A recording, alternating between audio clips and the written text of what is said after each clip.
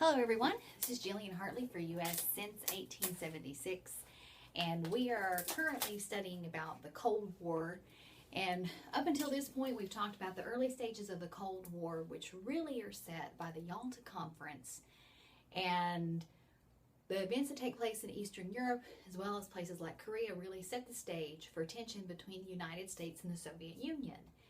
And of course, we're looking at the period this week that really picks up with the death of Joseph Stalin, which is in 1953, and the end of the Korean War, or at least the so-called end, because it's actually an armistice that's signed that brings an end to that conflict. But I want to turn the tide a little bit here because I've posted several videos for you to watch online. Excerpts from the Atomic Cafe, which I really recommend that you watch, as well as another one that talks about Cold War events between the Soviet Union and the United States. So to lighten things up a little bit, I want to talk a little bit about pop culture and something that starts to develop during the 1950s, which extends up until today, which is the rise of something known as the suburbs. Of course, when looking at the 1950s, there's a huge transition in the way that people work, where they go to work. And prior to the 1950s, most industry was actually built within the city. And normally apartments called tenement housing were built very close to factories because workers would live there, get up, walking back and forth to the factory. Of course, in the 1950s, the productivity rate goes very high. And suddenly in the 1950s, factory work is actually paying very high wages compared to other work. We see the rise of urbanization because many people, because of industry, are going to leave farms. And these things go hand in hand because by the 1950s we have what's known as the mechanization of farming. Farmers can buy tractors. So a lot of landowners began to buy tractors, which subsequently is going to put a lot of people out of work who worked as either sharecroppers or farm laborers. And these people are going to need jobs. Well, because industry is on the rise, many of these people are going to move into the cities looking for work. Now, there is something that transpires though, because starting in the 1950s, a lot of factories began building outside of the city, sometimes several miles, sometimes right on the outskirts, rather than inside of the city. We can actually drive around a lot of our older cities, and see some of these older factories that were still in the city. Most of them are not being used anymore. Instead, what develops is this concept of like an industrial park, putting factories on the outside of the cities because people have automobiles. Now, this is also going to lead to a different type of lifestyle because really prior to World War II, people lived either inside a town or city or they lived in the country. There really wasn't any area in between. And up here I have the word suburbs because the suburbs began to form after World War II. Because you have people who want the amenities of a city, but don't particularly want to live in a city.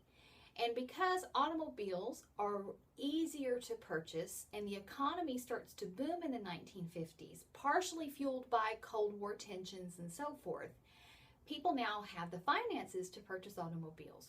So driving, 5 to 10 miles in and out of a city every day is really not a big deal.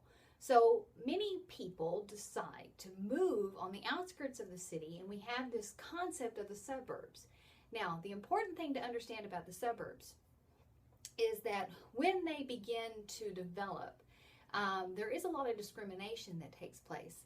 There's a number of areas in most of the big cities where only white people were allowed to purchase homes in this concept of the suburbs. Because unlike a country home, which was kind of out in the middle of an area that the closest house might be several fields away. And unlike the city, the suburbs gave people the opportunity to have a house that had a decent sized lot, but with one next to it. So you actually had space, unlike you would have had in a city, but you also had neighbors closer to you. But I'd be remiss not to mention the fact that this was something that led to a lot of discrimination. When you think of the 1950 suburbs, what might come to mind are some images from popular shows that took place in the late 50s and early 60s, shows like Leave It to Beaver or Donna Reed, and I may be really dating myself by mentioning those shows. they're not the only shows from the 1950s, but they had this sort of idea that you had this nice house that was big, sometimes even 2 stories. There was a nice yard out front, and there was a white picket fence, the dog runs around.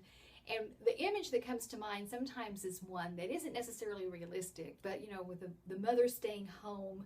I always love these shows because she's almost always cooking in a nice iron pressed dress with like high heels on, and she seems so happy cooking with 3 to 4 inch heels. And Dad goes away for the day and he works, and he comes back in carrying his briefcase, and the family all sits down. And what you need to understand is that that's sort of the image that popular culture, the pop culture portrayed as the ideal way of living. Something I often encourage students to do, which I've done with my own family, is ask your grandparents, and if you have great-grandparents alive, they're really a good source too, about how they lived in the 1950s. Because when I asked my grandmother, who was, had 5 daughters in the 1950s, if her lifestyle was anything like what was being portrayed on TV, she actually laughed out loud in my face and shook her head, and she said, well, no. So don't, ask your relatives. They if they're alive, they're really worth asking and getting their viewpoint on these things. But what's important to understand is in the context of the Cold War, especially with the U.S. and the economy booming in the 50s, much of what is portrayed is portraying a United States that really is kind of a squeaky clean place where there are good morals and values. And a lot of this is in contrast to the Soviet Union and what's going on there. For example, it's in the 1950s that the United States puts under God in the Pledge of Allegiance. Communism by its nature is actually sort of anti-religious, but on the atheistic side. So you see a lot of things in the 50s that sort of come about to show a contrast between Americans and the Soviets.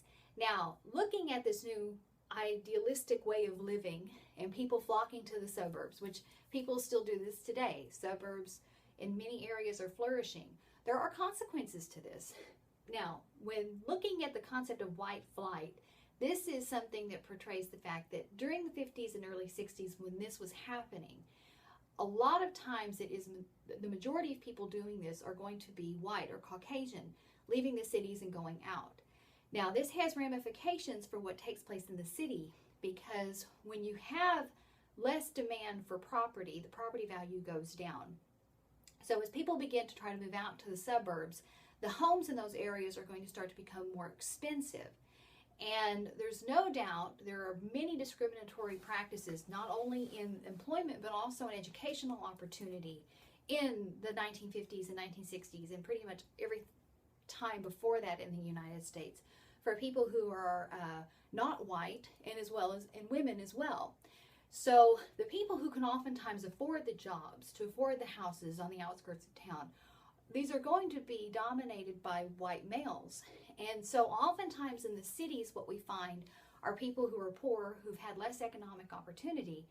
And as the demand for real estate goes up in the suburbs, the real estate market in the downtown areas in the inner cities actually starts to go down.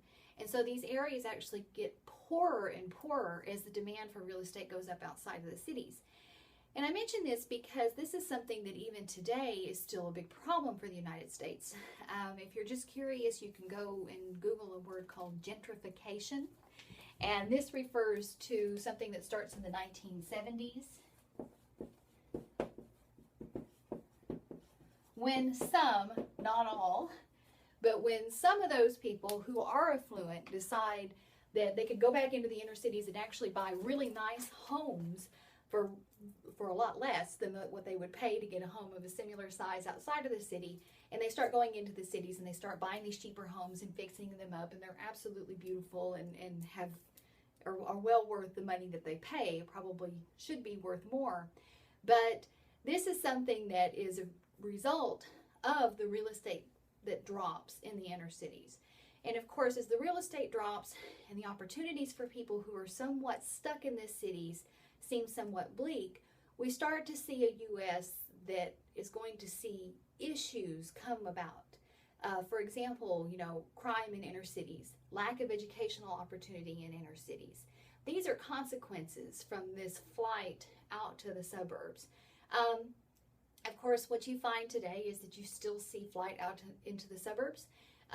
We don't seem to have as much of an issue, though, as much as it was in the 50s and 60s with race. The suburbs are far more diverse today than they would be at this time, although they may not still reflect our actual population. But one last point here, when looking at the 1950s shows and stuff, you have shows that are very, very popular.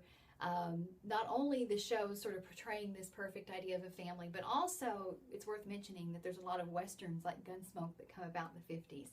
During this period, a lot of Americans started to romanticize and portray on television the idea of America and what it is. And a lot of Americans really liked that romanticized idea of Americans when they were out west, still somewhat in a primitive state in the territories, and kind of rugged. And needless to say, coming from someone whose father absolutely loves old westerns, this is when we're going to start to see actors like John Wayne hit the silver screen and sort of define, or at least kind of portray what they think defines the true American way, this sort of rugged ideal. But even those had issues, because you have a lot of these older movies where Native Americans are portrayed oftentimes by white people who've put darker makeup on to darken their skin. And of course there's issues with the fact that they often are one-sided, the way that compared to the way minorities were actually treated by people who settled out west.